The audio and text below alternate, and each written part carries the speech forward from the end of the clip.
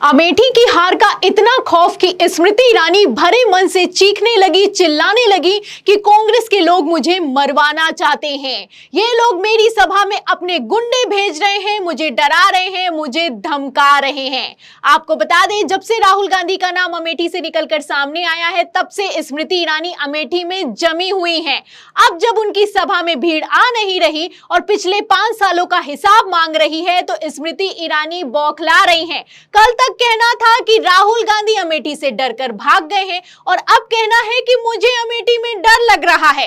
तो क्या कहना है? पहले स्मृति ईरानी का यह बयान ध्यान से सुनिए, फिर इसके बाद कैसे फजीहत हो रही है और कैसे पब्लिक भाग खड़ी हुई है, मैं आपको बताती हूं। अमेठी के मेरे 10 साल के राजनीतिक इतिहास में आज पहली बार ऐसा हुआ है कि मेरे कार्यक्रम में कांग्रेस के नेताओं ने एक विशेष गुंडा भेजा। आज की आपकी सभा से पहले महोना पश्चिम में जब मैं जनता के सम्मुख उपस्थित हुई, तो हनुमान जी के मंदिर के पास जब मेरा भाषण चल रहा था, तो एक ऐसा व्यक्ति जिस पर खून का आरोप है और जो कांग्रेस का अपने आप को क्षेत्र में नेता और समर्थक बताता है, वो आया मेरी सभा में। 10 साल में पहली बार गांधी परिवार की ऐसी बौखलाहट देखी है कि अब मेरे कार्यक्रम में अपने गुंडे भेजने लगे। मैं बड़ी विनम्रता से लेकिन दृढ़ता से, अगर राहुल जी तक मेरी आवाज पहुंच रही हो तो उनको बतलाना चाहती हूं, मैं अमेठी चुनाव लड़ने तब आई जब आपकी माता जी की केंद्र में सरकार थी। मैं तब नहीं डरी, अब क्या खाक डराओगे?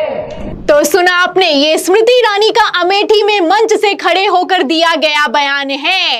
वैसे भी मैडम को अब बिल्कुल नहीं डरना चाहिए, क्योंकि केंद्र में भी बीजेपी की सरकार है और राज्य में भी बीजेपी की सरकार है, और जहां से खड़े होकर ये बयान दे रही हैं, उस अमेठी की ये खुद सांसद हैं। लेकिन आप देख सकते हैं कि कहना है कि मेरी सभा में कांग्रेस के गुंडे आ रहे हैं, और वो गुंडे आ रहे हैं जिन पर हत्या का आरोप है।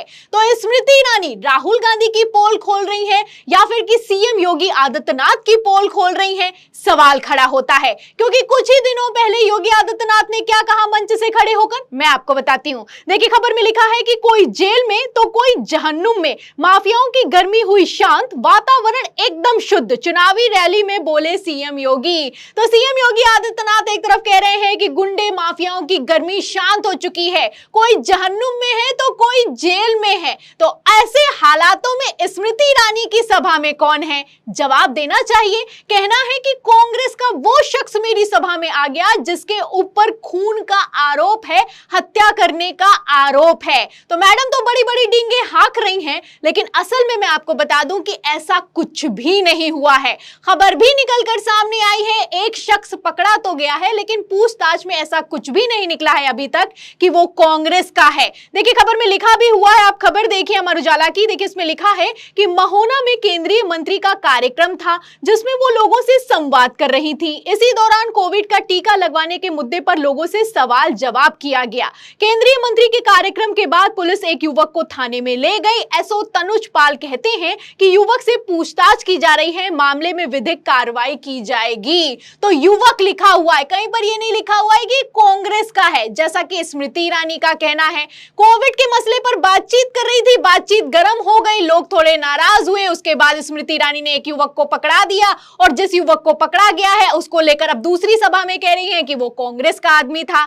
आप देख सकते हैं कि स्मृति ईरानी कितना बौखला रही हैं और किस तरीके से मंच से, अब भरे मंच से वो भी झूठ बोले जा रही हैं। स्मृति ईरानी का कहना है कि कांग्रेस के गुंडे भेजे जा रहे हैं, जहां एक तरफ कांग्रेस के लोगों से उनको डर लग रहा है, वहीं दूसरी तरफ मैं आपको बता दूं, खबरें तो यहां तक निकलकर सामने आ रही हैं कि स्मृति ईरानी अमेठी की हार से इतना बौखला रही हैं कि जबरन कांग्रेस के लोगों को भारतीय जनता पार्टी में शामिल करवा रही हैं। तस्वीर आप देखिए, ये विकास अग्रहरी हैं जो कि कांग्रेस के समन्वयक हैं। आप देख सकते हैं कि किस तरीके से उन्हें भगवा पटका डालकर स्मृति ईरानी अपनी मौजूदगी में भारतीय जनता पार्टी में शामिल करवा रही हैं। खबर भी निकलकर सामने आई, 18 अप्रैल की खबर है। इसमें लिखा भी है कि कांग्रेस के प्रदेश सह समन्वयक भाजपा में हुए शामिल, स्मृति ईरानी की मौजूदगी में ली पार्टी की सदस्यता।